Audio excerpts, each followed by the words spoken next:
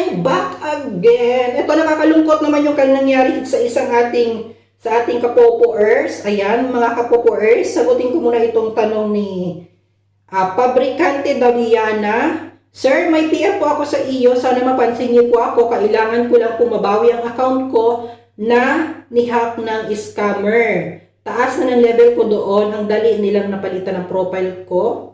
Level 24 na po ako doon, sir. Meron account ko yun. Main account ko po yun. Sana mapansin niyo po ako. Please, ayan. Madam Daviana, i-PM mo po ako para ma-direct kita sa admin ng Pupo Philippines. Kasi may kilala akong dalawang admin ng Pupo Philippines, si Madam May at saka si Madam Lily Cruz. Sila lang yung kilala ko na admin ng Philippines. Ha? Sila lang yung dapat niyo pagkatiwalaan. Wala nang iba. Ewan ko yung mga kusino mga admin, pero sila lang yung may handle sa akin sa group ng Asia, kasi ako ay naka-join sa group ng Asia Asia Philippines. So, ayun. Kaya, mas okay na i-PM mo ako, ibibigay ko sa iyo yung details and account number ni Madam May at saka ni Madam Lily Cruz para mag-direct ka doon sa kanyang live. Kasi nag-solo live sila every 9 PM sa Pilipinas. So, kung gusto ninyong malaman about sa mga pupo, about kung ano-ano pa, para lumawak inyo yung about sa pupo, sa lalong-lalo sa mga agent, sa sub-agent, lalong-lalo sa mga sub-agent na hindi ninyo kilala si Madam Lily Cruz at saka si Madam May na admin ng Pupo Philippines, ay mag-PM po kayo sa akin. Hindi ko pwedeng i-post yung mukha nila dyan kasi baka gayahin ng mga scammer. O alam nyo na, marami ngayong scammer na gumagaya ng profile ng picture, para profile ng picture ng ID number ng Pupo, profile picture ng Facebook. Yan, marami silang ginagaya ngayon para lang makapang-scam. Kaya iniingatan namin yung mga matataas na tao na nag-handle ng Pupo Philippines. So hindi ko pwedeng i-post yung kanilang dyan, yung kanilang mukha at saka yung ID number nila. So mas okay na mag-PM kayo sa akin, ibibigay ko sa inyo yung account number nila, yung ID number nila, then punta kayo, i-add nyo pag nag-live siya, pasok kayo doon. Kaya sa iyo, Madam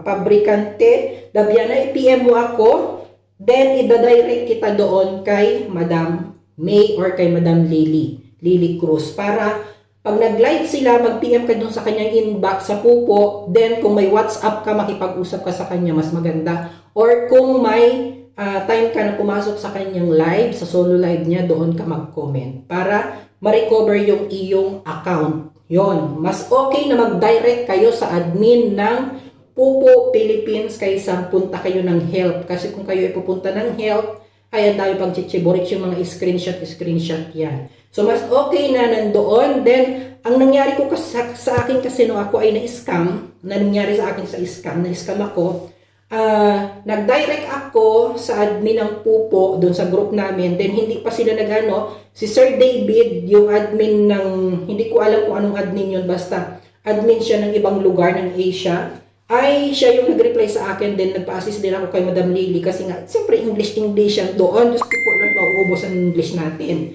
Then, ayun na nga, sinabi sa akin ni Sir David na ibabal niya muna yung account ko para save yung account ko. So, binan niya yun. Then, after noon, pagkaban ng account ko, ay pinalitan ko lahat ng password ng aking then na-recover ko yung account ko. Pagka-recover ko, inunban na nila. Then, okay na, safe na yung aking account. Yun lamang, ubos ang laman. Yun nga 9 million na aking na-ipon na 9 million points at saka yung 800,000 na coins. Nawala yun. So, kung may mga eksena kayo, mga ganito, may mga scenario kayo na na-scam ang inyong mga account, ay mas okay na mag-direct kayo sa admin ng Pupo Philippines. Dalawa lang yung kilala ko na yun. Ewan ko kung sino pa mga admin ng Pupo. Pero dalawa lang sila yung kilala ko. Si Madam May at saka si Madam Lily Cruz. So, ayan po. Kung gusto niyo pumunta sa kanilang live, 9 PM po everyday nagla-live po sila everyday ng 9 PM sa Pilipinas. Kaya kung gusto niyo malaman yung account nila, ay i-PM nyo ako doon sa aking main account na Marlon. Sorry, wag nyo akong i-PM dito sa inbox ng aking page kasi hindi ko kayo maisa-isa dyan. Ang daming message dyan, hindi ko pa mabuklat-buklat yan. Matatabunan po yan. Mas okay na doon nyo ako, kasi direct ako doon na laging akong naka-online. So, salamat po sa inyong lahat at sana'y makatulong sa ano, kaya ingat-ingat po kayo. Marami po talagang hacker ngayon. Kaya mas okay kung gagawa kayo ng Pupu account ay yung strong yung inyong password. Strong password. Kaya yun. So, God bless you and bye mga kapupuers. Magtatrabaho na ako.